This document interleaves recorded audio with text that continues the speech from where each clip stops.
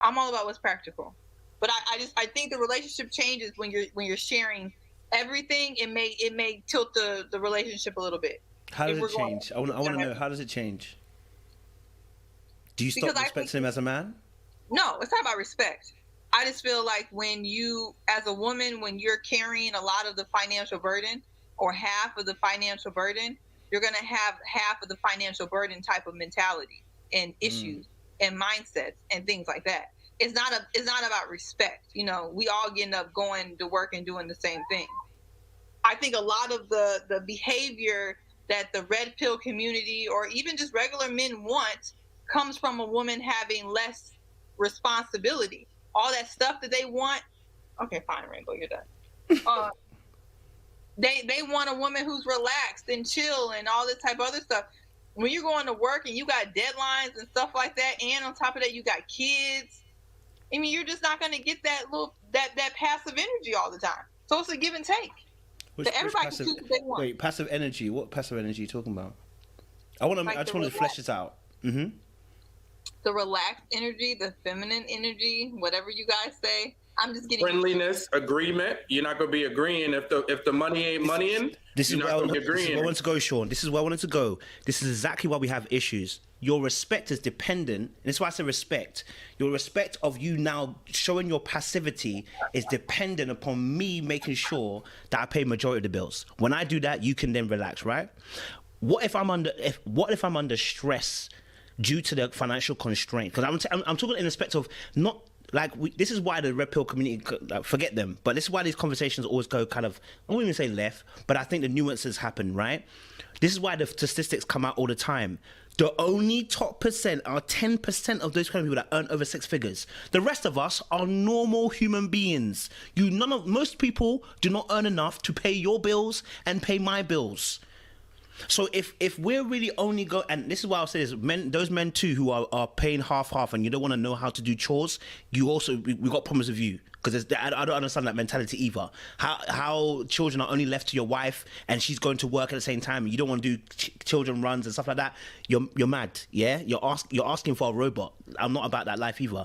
But surely we should be working our hardest, both parties, to make sure that one, we shouldn't be losing our softer edge as a woman because you're having to contribute when, like I said, the rest of the majority of men cannot afford to have a lifestyle where they pay your bills.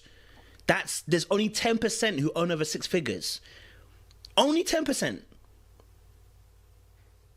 So surely there should be a renewal of our mindsets to think about the way that we are acting in this relationship. I'm talking from a male perspective now, so the woman can also contribute in a second. For us as males, when I'm hearing that, this is what I'm saying about expectancy versus partnership. I was hearing it going, okay, I hear what you're saying. So you're not going to give me your full femininity because you have to pay some bills. Guess what? We ain't going to eat if we don't pay some bills. It's like, fam, like I can't afford to pay all your bills. But I'm not saying that. I'm not saying that. Yeah, go on. Yeah, and I'm not saying that you get a pass for disrespect because you're paying bills. You get a pass to be rude. Oh yeah, no. To do any of that, I'm just saying and I think you made a good point. If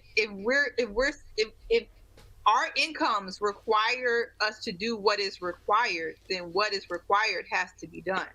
And you can't have a woman picking up some of the slack or half of the slack or whatever, paying bills, and then want her to fall into all of these traditional roles. I just feel like that's where people get it twisted. And when she's too tired to clean your drawers, do all the laundry, take care of the kids because she's also working 8 hours a day, then you want this softness that she doesn't have, that she doesn't physically have, is what I'm saying. What a lot of men want comes from a lifestyle that, you're right, doesn't really exist anymore. But the reality, even if you're making six figures, people make six figures, they want six-figure homes. So now two people still got to work. You don't hardly see anyone living off of one income anymore. It's just not the reality. So I just think that we kind of have to adjust. But no, who's getting that soft woman then? Who's getting that soft woman? If six-figure men are also having to ask you to work too, who's getting the soft woman? I think there's a soft woman in us all. I think we all have moments, but I think when you are a working woman doing all of these things, sometimes you're going to be a little rough. Maybe. It's just reality. I'm not saying that you can't be soft sometimes. We should all do our best, right? We should all do our best. But I think in the reality nowadays, a lot of women are falling into masculine roles. This whole hypergamy movement comes from women voluntarily taking care of men living off of women. I mean, we have so many men living off of women right now. It is insane. But yet those same women are supposed to be feminine when they're doing all the work. Like, no, I mean, that's just not.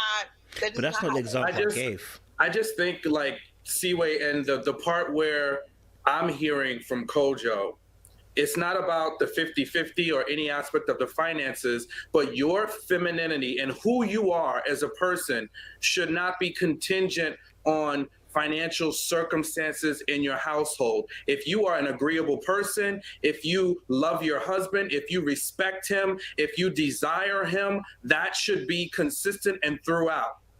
Obviously, as long as he is respecting you and treating you with love and care, it should be a mutual exchange. And my opinion, 50-50 is something that somebody created that set us up all for disaster. I agree. Because it don't exist. There's no such thing as 50-50 anywhere, right? And that concept has us chasing something that is not really realistic.